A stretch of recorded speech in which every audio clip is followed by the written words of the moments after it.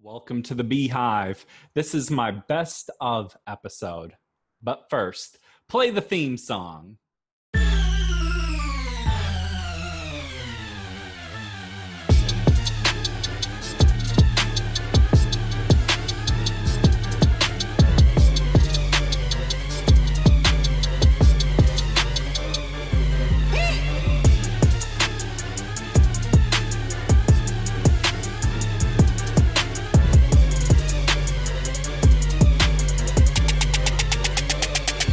You're now entering the Beehive with your host, Double B.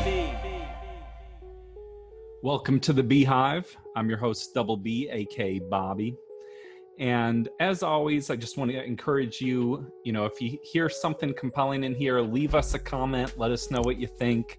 Give us a like on the Facebook page, a like on the video, subscribe to the YouTube. It just really helps the show to get out there. So, what I'm doing this week is it's a best of episode. I've been doing the show for about 3 months, and I've had the chance to talk to some really awesome people from like ZORDON from Power Rangers to Buff Bagwell, Jordan, the leader of Black Lives Matter, South Bend. I've just talked to some really interesting people, and I think had some really interesting conversations.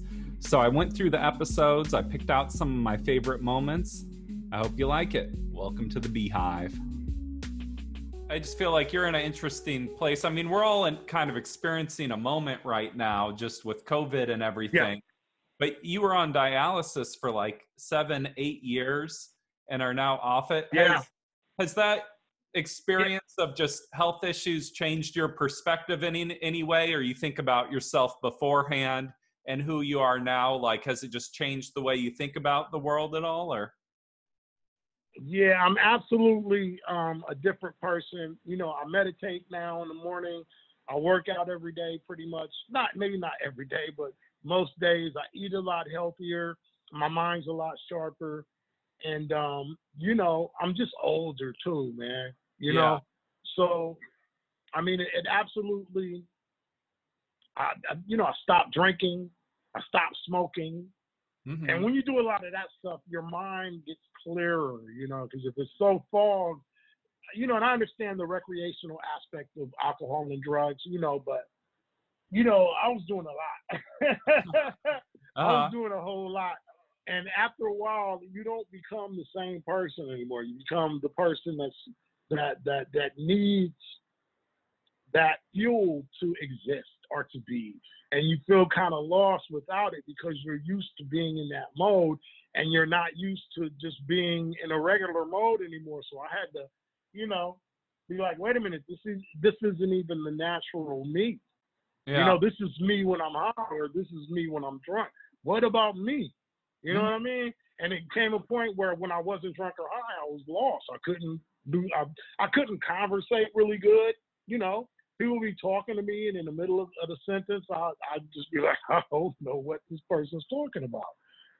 So it was good to get clean. And then I started meditating, which caused me to start working out, because the more I meditate, I've been meditating for like 2.5 years now. And the more I meditated, I do this practice called mindfulness, where you watch your thoughts and you watch your emotions. The more you watch your thoughts and the more you watch your emotions, there's an awareness. This is my experience. There's an awareness that comes over you that says, wait a minute. If I can watch my thoughts and my emotions, what part of me is watching them? And then you realize, oh, I'm not my thoughts. I'm not my emotions. And the more, for me, my experience, the more I continue to watch them, the less power they have. Because when something that you don't want to feel comes up, and now you're aware when it comes, oh, that's that. And it's a lie. It has nothing to do with this moment. I realized after I meditated that my mind was taking me on a ride through life. And then, there were thoughts that I would hear my mind say, like, wait, is this my truth? Like, even right before I started going to the gym, I was meditating every day, and I would be aware of the thoughts and say, you're not that dude. You always been overweight. You're not the type. That's just not who you are. And then I had to question it, like, this is another lie. Wait a minute. So that moment I got up and went and got a gym membership, and I just started going. it really taught me that I'm in control of how I feel and how I use that energy all the time. You know, because I could have said, when I first got on dialysis, I asked a nurse, I said, how long do people usually live on dialysis? She said, 4 years. And I was shook. I'm going to be real. I was really like, damn, 4 years. What the fuck? But, you know, I started eating the right foods. I started learning more about what to eat on dialysis, what not to eat. I started learning things that they don't tell you at the dialysis center, like probiotics. Mm-hmm. And like smaller meals instead of larger meals, how important exercise is, saunas, because saunas get rid of toxins too, and that's what dialysis does, is get rid of toxins. And I just started doing a little research and acting on it. The next thing you know, it was 7 years. And I was like, damn, I've been on dialysis for 7 years, and I've lost hella weight, and I kind of feel better than I felt in a long time on dialysis. And then, but there were still complications. Like, I'd be real tired after a show. Last couple of shows was like, I don't know how I was going to be able to do this. Yeah. You know, and then that's when the kidney came. I got home. No, we flew in. We landed at 6:30 p.m. I got home probably about 7:30. I got a call at 8 o'clock. Hey, we have a kidney for you. Can you be out here tomorrow? So I wasn't even home for a full hour from tour. Oh. And I got the call saying that there was a new kidney. So I went right out to Arizona.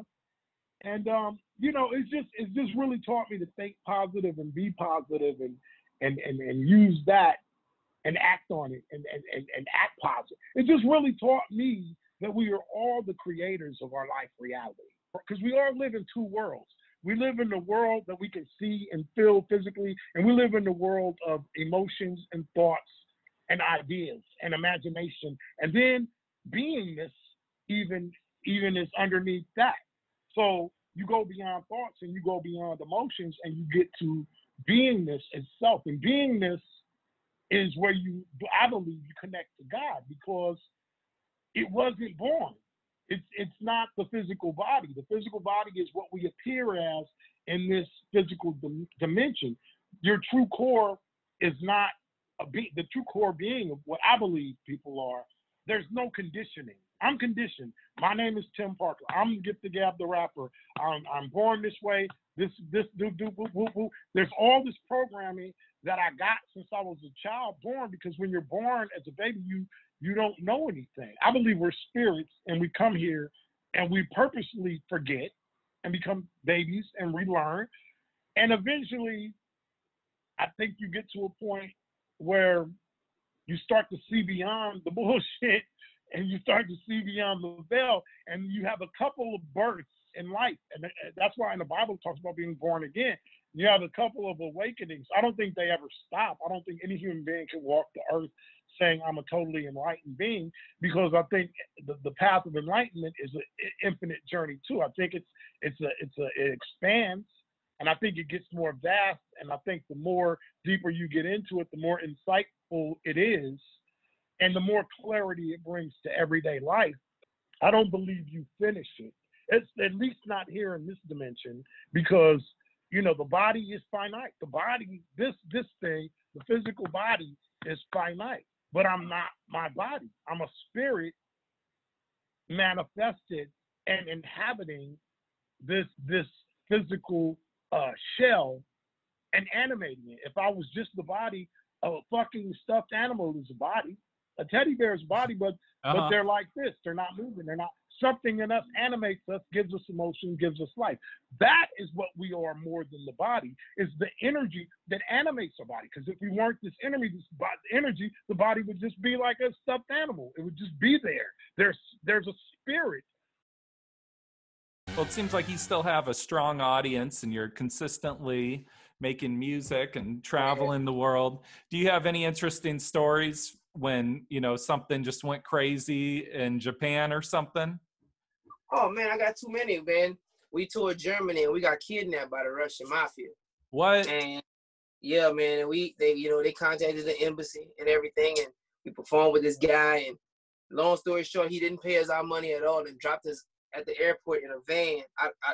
They picked us up in a van with no seats in it and just dropped us at the airport, and it was like, we ain't paying you the money. So it was crazy. Yeah. So what is how were you actually kidnapped? Like Well, we were performing with a promoter from Germany. Shout out to Sonny, the brown boy. And this other promoter contacted him, and he was like, hey, we want to pay Cupid to come do some more shows while we're out here. So I was like, cool. You know, so we get in the car, and we driving, and we get there, and all of the accommodations weren't what we asked for. Mm-hmm. So we had to do 3 shows. It was three shows. The first show, somebody broke into the club and raided the club while we were in there. Oh. And that's when everything kind of went down, man. After that, we raided the club. We didn't get any money. We didn't have no way to get back to the hotel because we were in Germany. You know what I mean? And then the guy came get us later. Yeah. So by that time, he was just like pissed because he had got robbed that night when they broke into the club. And then, long story short, man, we did this show for this other guy. You know, it was just one of the Russian Mafia's guys' friends. They were just making us do shows everywhere because, like, to say, we got you, just go perform. Oh. And we didn't have no choice. I mean, you know, we got 2 big Russian dudes with some guns and sticks, and we just got to perform. So the last day we were there, you know, he was like, man, please make sure we get to the hotel. I mean, to the airport. It's like, yeah. And when he drove us there, they just pulled up in a van with no seats in it. Said, get in the back. He was in the back, and they dropped us off. And when they dropped us off, they're like, we're not paying you no money. Damn. So, yeah. So they kidnapped you. They made you do 3 shows and then just dropped you off not paying. That's wild. Like, that must have been scary, you know? Stupid scary. Like, yeah. I mean, all in between, man, they would like just like when we would go to eat, we couldn't eat what we wanted to eat. They would make us sit down on the ground and like throw pizza boxes at us, dog. Like, throw pizza at us. Yeah. It was the craziest thing I've ever experienced in my life. After that, I never traveled without somebody, you know, that's strapped and ready to rock, because I was gullible and young and didn't understand what was going on, and it could have got bad. Was this post Cupid Shuffle or before? Yeah, oh yeah. Mm-hmm. Yeah, this is 2008, like the year afterward. Yeah. Wow. So that's like, you know, you're a huge star, especially right then, and they just can kidnap stars like that. That's a bold move. Well, you know, that's a long time ago, bro. That was 2008. That was over, you know, almost 15 years ago. So honestly, man, we just went to Germany to get the bread. And the first couple of times we went to Germany, it was love. Yeah. Like the promoter that we were dealing with was the best. But, and he warned us. He was like, man, I wouldn't go do the show with those other guys if I were you, but they offered me more money. Uh-huh. So I'm like, oh, man, nah, but they offered me like double the money. So I'm going to go get this and zoom back. And nah, man, it was a whole fiasco, man, a whole scam. Yeah. What would you say to those people that kidnapped you if they were listening to this? Nothing, dog. That's a Russian mafia, dog. We cool. You don't want anything to do with them. Yeah. I'm straight over here, bro. Hope y'all doing good, bro. Not a word. Smart answer, definitely. Well, wow. Though that's just an amazing story, and I'm glad you got out of that okay. Thank you, bro. Yeah, me too, bro. It's crazy. Mm-hmm. So I want to start with some hardball questions for you and give you a time to set the record straight. I reached out to people preparing for this interview. I want to know, is this fact or is this fiction? So one thing I've heard about Buff Bagwell is that you've had calf implants. Is that true or is that not true? I don't lie about anything. As a matter of fact, hold on a second. Okay.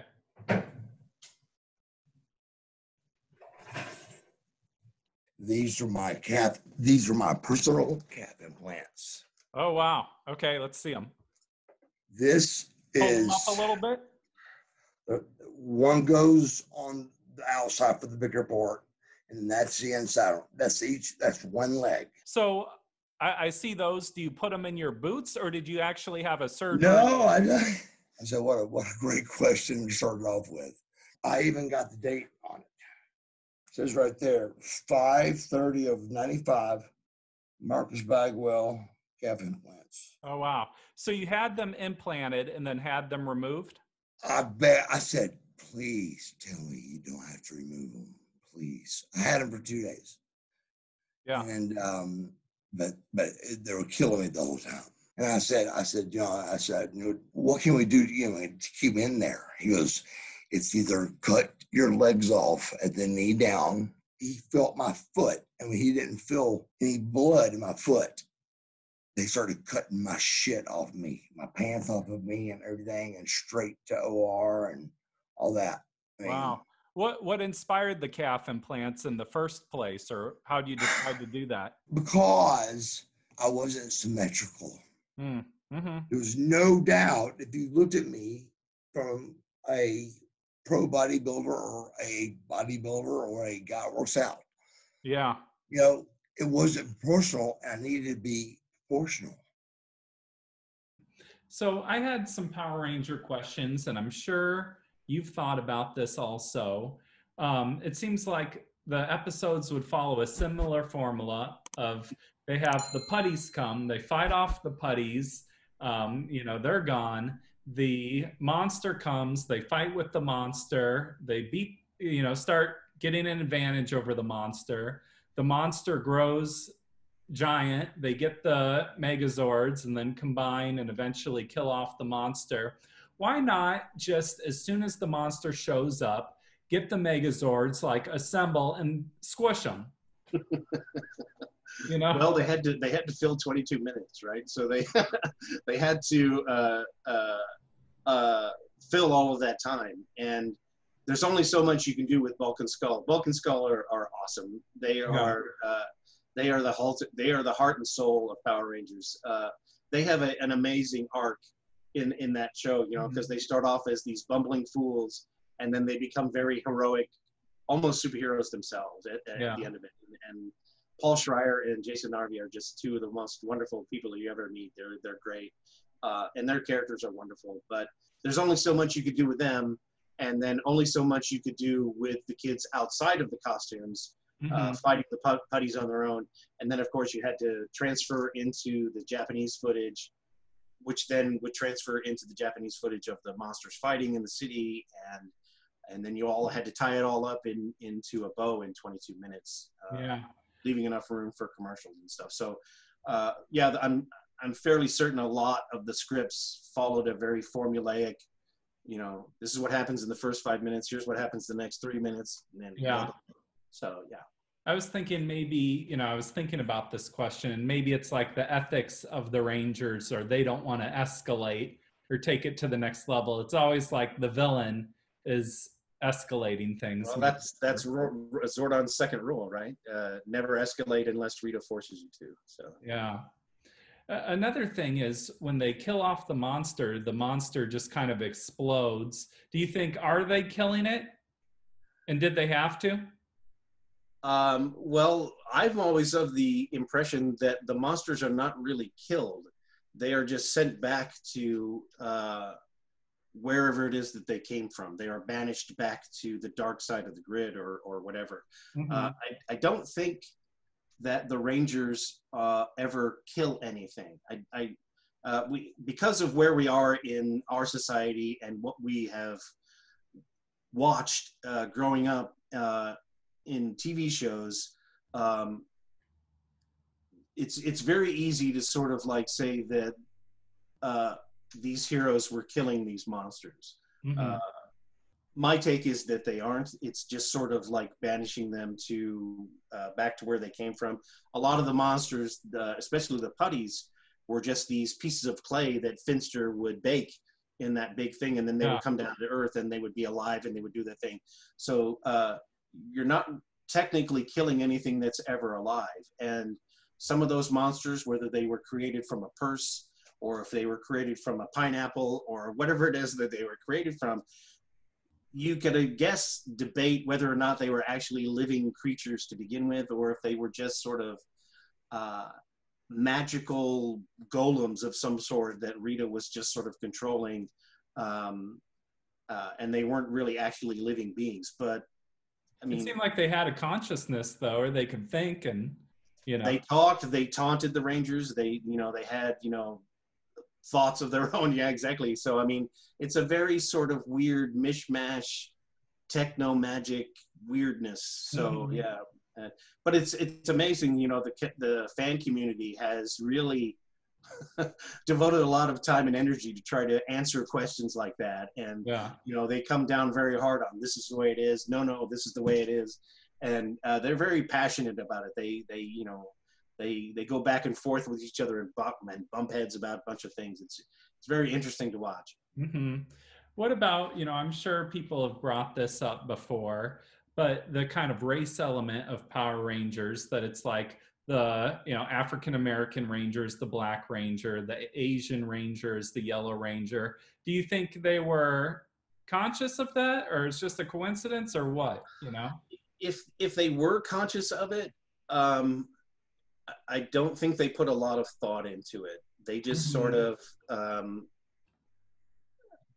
rolled with it. I mean, Walter Jones, who played Zach, the Black Ranger, tells a story about showing up the first day to get fitted for his costume. And they had all of the suits hanging there on the rack. And Zach, Walter was like, man, I hope I get the black one. The black one looks cool. Mm-hmm. And so they gave him the black one. He's like, I'm the Black Ranger. That's awesome. Yeah. And so for Walter, it became a very empowering thing that he was the Black Ranger and he was in a black suit. And I think that's very empowering. I don't think it was meant as any sort of derogatory or racist sort of aspect of the show, but through a certain lens, yeah, you could see that and go, wow, that was really kind of insensitive to do that. But I mean, I'll leave that debate up to other people that want to, hash it out. I want to ask a question that's on a lot of people's minds right now. How would Spider-Man deal with COVID? I'm not sure. He's got a pretty burly healing factor, so he would, he probably wouldn't worry about it too much, I don't think. Do you think he'd and do he wears a mask. That's true. He does have a mask. He wears a mask all of the time.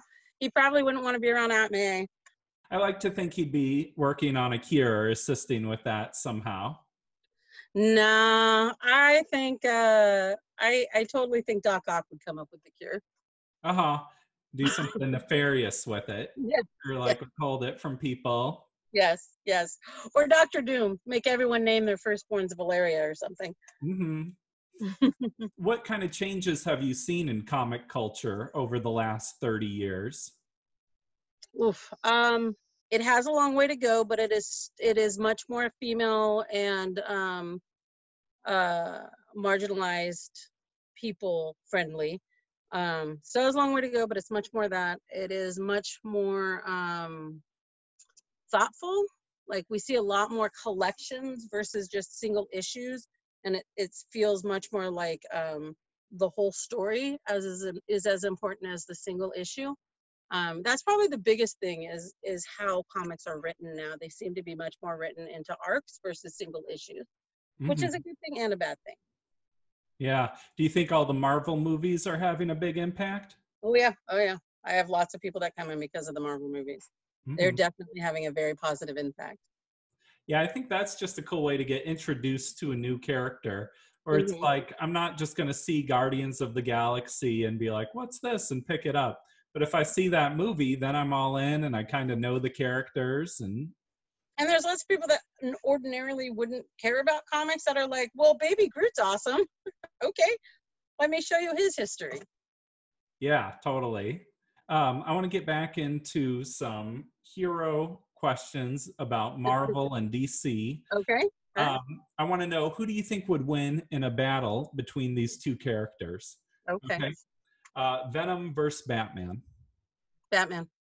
Why? Because Batman is always going to win over just about anyone because he has plans on top of plans on top of plans on top of plans. Okay. and Venom is too impulsive. Deadpool versus the Joker. Probably the Joker for the same reasons. Mm-hmm. He plans. He's Thinking a ahead. planner. And he has a level of cruelty that Deadpool doesn't have. Yeah.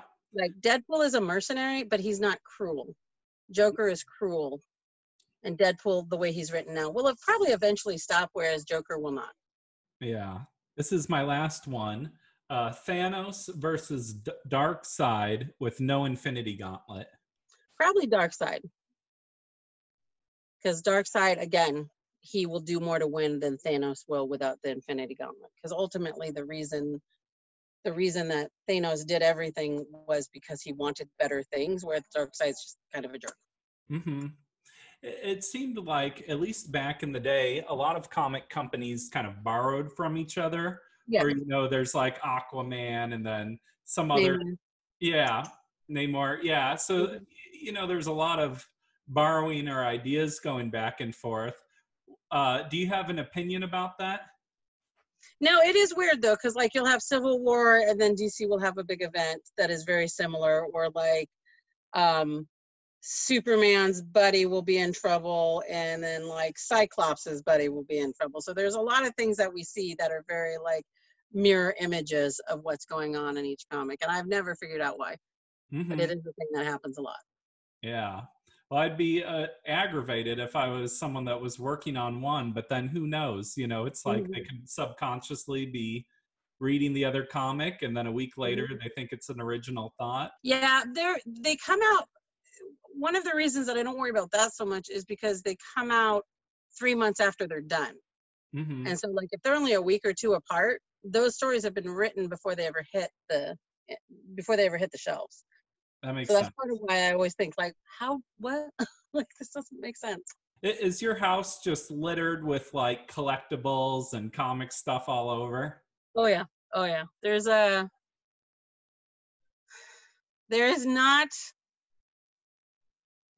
a single room in the house that doesn't have something comic related. Do you have any standout items of like, this is my prized collectible? Or I would say my prized collectible is you can edit this. I'm gonna go grab it because I think it's here. Okay, cool. So in comic books, sometimes they use actual props to block the scenes and stuff.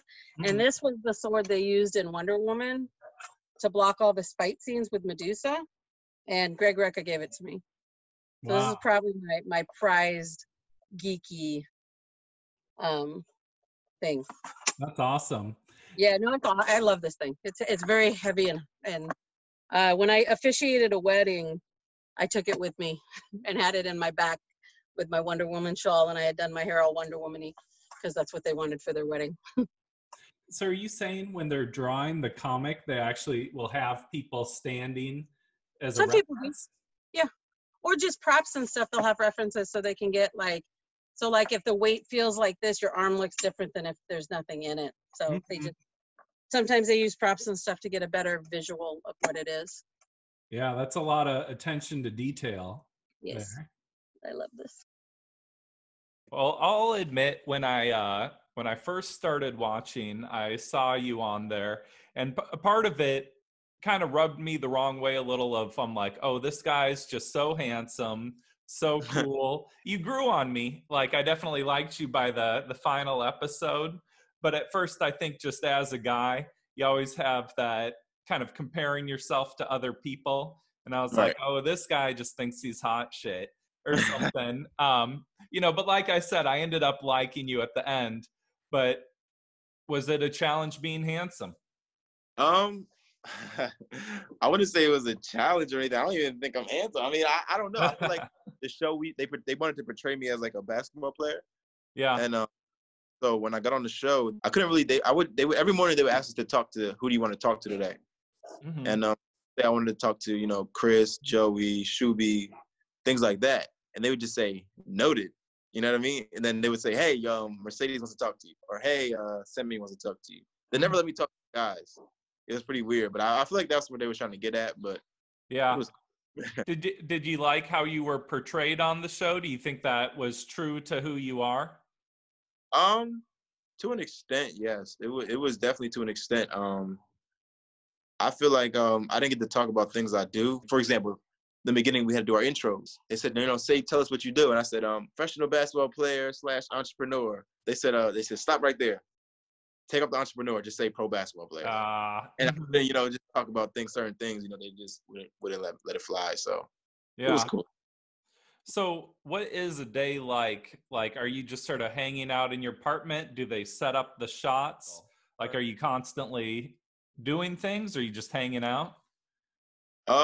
Yeah, I mean, Netflix, they pretty much told us that we couldn't do, well, they said we could, first of all, we didn't have our phones. We couldn't have our, we couldn't, there was no clocks in the room, so we didn't know what time it was. What else? We just really just did anything. We had to read books, do crossword puzzles, and then we would just wait for the alert on the TV. And then somebody's talking to us, like they had like a producer with like a microphone on the roof, on the ceiling, and they would just talk to us, say, hey, what's going on? Or he would be like, Antonio, wake up real quick. Something's about to pop up on the screen. Act surprised. And that's where we would go. Wow. Yeah. So, yeah. So it's pretty true to reality. It's not like they're like scripting what you're going to say beforehand. You're just going off the top. Just going off the top, but they're giving you suggestions. They're like, you sure you want to say it like that? You want to say it like this before you send? They're giving you suggestions. But yeah, that's really it. I think they're giving more suggestions. They're like leaning you to do something, to do it. How cool. Touring in Asia just felt so special in terms of like how different the cultures are from, like if you tour like Europe, we've got a lot of like cultural blend. And if you tour in South America, well, we've got a lot of cultural blend with all of the Americas too. It's like within my like previous frame of reference. But in Asia, I just felt like I am learning every second about how different our cultures are, and it's incredible. And so we were in Malaysia, did the tour there. I could talk for an hour about those shows. They were really special and they were challenging, and C-Chan drives like an absolute maniac, and we were like, we're gonna die. And then we were leaving Malaysia to go to Singapore, which is like it required taking a bus away from the people that we knew, going through a border check, and entering into Singapore, where Singapore is like super lots of rules. If you get caught with any drugs, they can give you a death sentence, and it says very prominently. Yeah, even like weed or something. Oh yeah. Wow. Which we didn't have anything like that on us anyway, but we were like, okay, the stakes are high. Like they're not playing around here. Yeah. Yeah. So we left our people in Malaysia, did the bus ride, navigated the border. We were in a taxi with all our guitars, all our bags, because like when we were on each of those individual tours, we'd be in the touring vehicle, but when we were going in between, we're just carrying everything. We're just these like burdened people with like including a like small amount of merch and all of our stuff. And we were in a taxi, and it was like traffic that was absolutely stopped on like a big winding freeway on-ramp that was going to end up in the Singapore border. In this cab that our people had directed us into somehow. Sorry, I'm losing some of the details, but we started to smell gasoline, and it was like over 100 degrees out. And then some buddy from another car came running up to our taxi and was like, look, and our car was like ejecting gasoline out of the gas. Oh no. And we were like, what the fuck does this mean? I've never known a car to do this. It's so hot. It could just ignite and you guys explode or something. Yeah. And Kevin, the drummer of Reviver, and I were looking at each other being like, do we fucking call it? Like, if we get get out of this car? And the driver was like, oh, whatever, and like took a bottle of water and started pouring water into the gas hole, and we were like, oh my God. Okay. Oh no. Yeah. We're like, sir, we are so sorry, but we are getting out. So we got out of the car carrying everything. We're on a freeway overpass that's like very high up in the air with gridlocked traffic and no shoulder. So we're like weaving like Tetris in between all these like baking hot parked cars who were carrying everything. We've had to walk like so far. And then we got to the Singapore border, and then it was confusing and we didn't have anybody with us who was helping us, and we were confused about which way to go, so we accidentally crossed back into the Malaysia side. Oh my god, I should just cut the story off. They held us in like the police came and were like, go on with the story. I'm curious as to what's happening now. Okay. The way the border worked was it was like a huge kind of like lobby where one direction was entering into Singapore and one direction was entering into Malaysia, and under the lobby was the bus depot where you could arrive on buses from Singapore or leave on buses to Singapore. Yeah. And we got through the border fine, but then we got down to the bus part and we were like, which is the bus to Singapore? And somebody told us we needed to cross over to the other side, which in hindsight didn't make any sense because we had to like climb over like a verge with lots of like vegetation in it that was clearly not meant for pedestrians carrying 3 huge guitars and a snare and a kick pedal and a bunch of backpacks that we were just like, whoa. Well, you're probably delirious at this point, I'd think, like all the heat and all the just like. We were absolutely delirious. We weren't crying though. We were just like, oh. Yeah, save that for later after you get through it, and you know. But then we got to the other side and they were like, oh, we went back up to the other side of that lobby thing and we're like, I think we got lost. And they were like, you don't have any stamps in your passport for Malaysia. And we were like, yeah, we're trying to leave Malaysia to go to Singapore. And they were like, we're calling the police, and they made us sit. You illegally crossed the border is what you did. Yeah, we illegally crossed the border by crossing that median. But it worked out, and we didn't end up crying, you know. Instead, we ended up getting on the bus to Singapore, which was very like clean and tidy, and we were so dirty and so stinky and so stressed. Yeah. And we had to hold on to the thing, and we're just like stress sweat, crusty punks on tour. But we got to the show and we ate delicious food and we were met by incredible people, and we had like a really weird night. That's a whole nother story, but there didn't need to be any crying because there was always like some other huge emotional release at the other side, you know. Getting to play like a show and meet people in a new culture. Versus, I think the big difference between me and my mom is that I embraced talk therapy and I embraced you know, sharing with other people, and that's really freed me, and then also enables me to help other people and empathize. And you know, you have to be able to be vulnerable and telling the truth about where you've come from and what you've experienced. And it's been really hard for my mom to do that. I think she feels a lot of shame.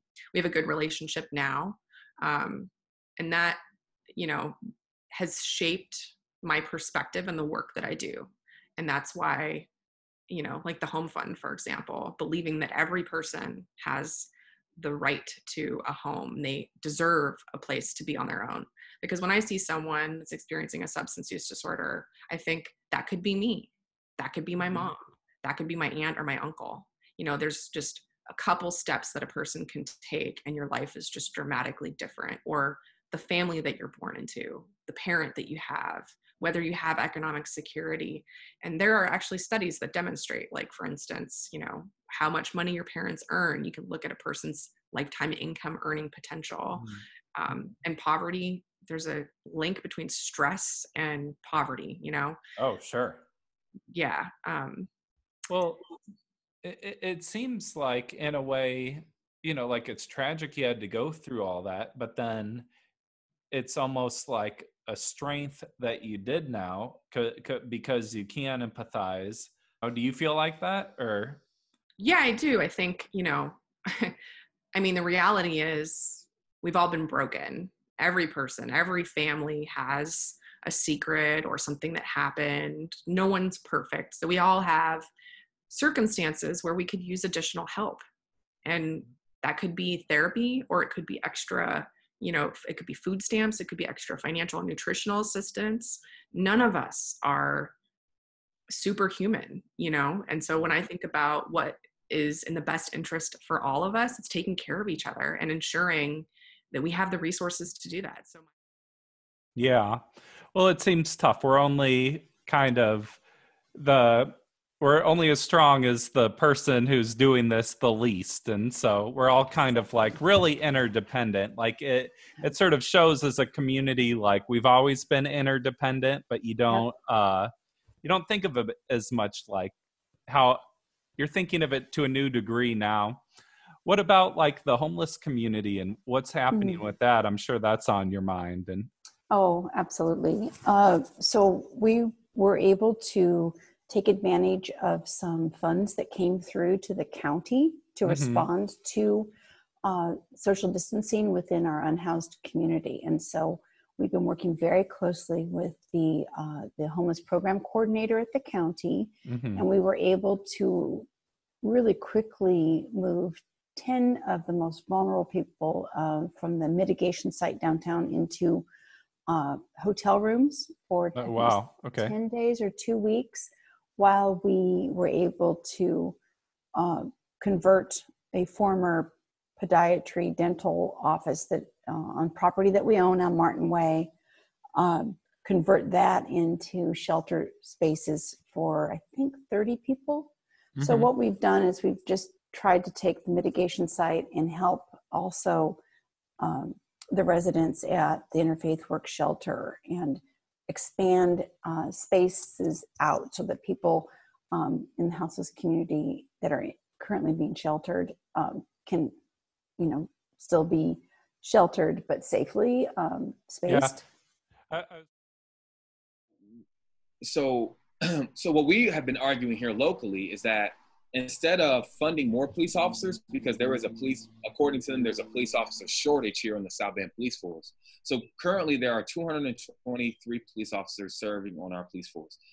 In this year's budget, they have budgeted for 240 officers. They would like to be at 245 ideally, but they have budgeted for 240. What we are arguing is instead of paying out, hundreds of thousands of dollars to bring on more officers to meet that threshold of 240 officers, let's take that money that's set in the budget and let's move that towards hiring violence interventionists. Let's move that towards creating more programs for youth, like programs that you have in Olympia. Let's move those, let's fund those kinds of programs. That way we can begin to reduce violence so that we don't have to have police intervention. And so that's the call that we've been making really since last year. But this past Monday, a week ago from yesterday, the city council was set to vote on a spending bill to increase the wages or the salaries of police officers here locally by 2.5%. Now, I want to remind you that last year they did work up 2.5% pay increase or salary increase into the budget for this year. So as of the start of 2020, the police officers did receive a 2.5% pay increase. But now they're calling for an additional 2%, which we feel is out of step. One, because in the midst of all of this, police officers should not be getting a raise right now.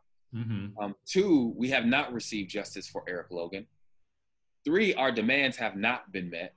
The family has not been taken care of. So why should the officers receive a pay increase in light of all of this?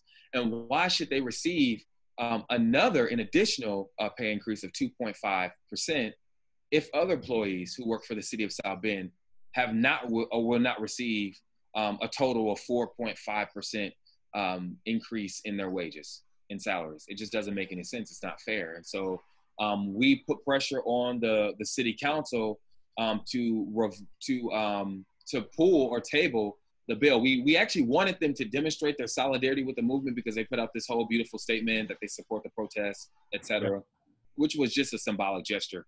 But we wanted them to demonstrate real solidarity by wielding their power, right? By acting in the form of voting no on that spending bill. But fortunately, they decided to pull the bill while it was in committee. Yeah. Well, and that was good that it got tabled, because the point that we were trying to make was that officers do not deserve a pay raise at this time, or really at no time, but they certainly don't deserve a pay raise right now.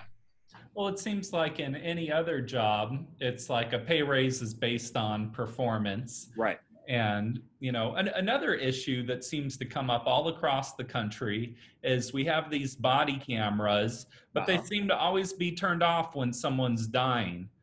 Absolutely, yeah. So in the case of Eric Logan, Officer Ryan O'Neill, who was a sergeant, again, a 20-year veteran of the force, he was equipped with a body camera. We have pushed for body cameras and a citizens review board back in 2016 when we were organizing around the case of Deshaun Franklin. Well, in the spring of 2018, the Board of Public Safety, which is the governing body that presides over officer training, promotions, hiring, firing, and police procedure. They had voted to purchase and adopt this body camera technology. Now, at the time, they had said that it was equipped with all of these features, that if an officer drives at I believe it's if they drive at 70 miles per hour or greater, then the body camera and the dash camera automatically turn on. If their siren is on and their lights are flashing and they open up their car door, the body camera is supposed to turn on. If the officer were to initiate or activate the body camera, it is supposed to go back and record 2 minutes prior to the officer turning on or activating the body camera. Well, in the case of in the case of Officer Ryan O'Neill, it was not activated. And in fact, I believe he actually manually turned the body camera off. I don't know for a fact, but I know that it was not activated. And there were questions as to why it was not activated. And they said, well, because it was not equipped with this feature. Well, you had reported out both on the public record at the Board of Public Safety meeting, and it was reported out in the South Bend Tribune that this body camera technology was equipped with all of these features. But then we found out after the death of Eric Logan that it in fact was not. And so that's a huge problem. Yeah. Well, it's like, what is with these body cameras? Do you think they're intentionally turning them off sometimes? Hey, how are you? Sorry, your neighbor was saying hi. Look, based on my experience, and I've seen some weird cases, yes, they're turning the body cameras off. You know why they can do that? Because if you look at police policies, like here in South Bend, it leaves discretion for the officers to turn the cameras off or on. Mm-hmm. So that's what happened in the case of Officer O'Neill. We wanted him fired, but because of the policy that was set in place and adopted or passed by the Board of Public Safety, which is a 5-person or 5-member board that is, all of whom are appointed by the mayor, they had left room for officers to decide whether or not they want to turn their body cameras off or on. And so immediately following the death of Eric Logan and this outrage and this, visceral reaction to his murder, the chief of police and the mayor were quick to issue an executive order demanding that officers turn on their body cameras when they have any interactions with civilians. And we had actually found out that summer, because folks have been reporting to us cases of misconduct with the police department following the death of Eric Logan. We have found that officers were not turning on their body cameras. Mm-hmm.